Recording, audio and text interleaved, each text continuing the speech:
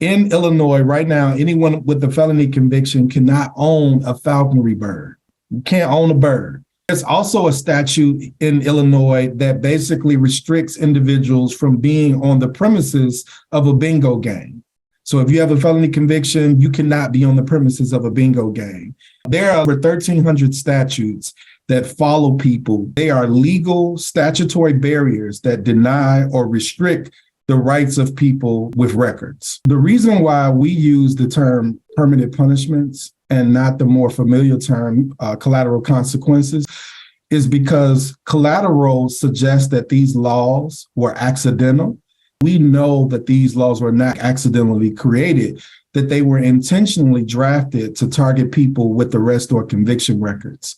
We looked at the data to see who is mostly impacted by incarceration and where are folks located. And what we discovered, using Illinois as an example, when we looked at who's convicted, who's sent to IDOC, and then who's being released and to where they're being released, the majority of the communities that we identified were communities of color. Even using Chicago as an example, the top 12 sort of communities or zip codes that we looked at were communities where there are Black and brown folks. And how this plays out is that even when they return to communities, they're returning to communities that lack resources. There's already sort of a desert in terms of opportunities, but then once individuals are released back to these communities, there's no resources, and then there's these hundreds of legal statutory barriers that create a challenge. And so when we create opportunities,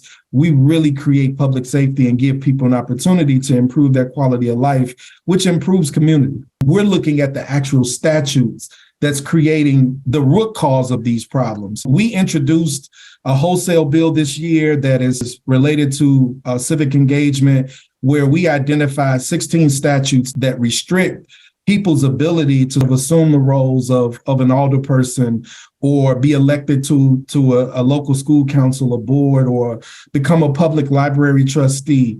And this is something that we will continue to introduce every year here in Illinois to move these omnibus packages. So if anybody wants to connect with us or connect to the campaign, you can definitely go to our website at fullyfree.org and sign up to receive campaign updates and action alerts.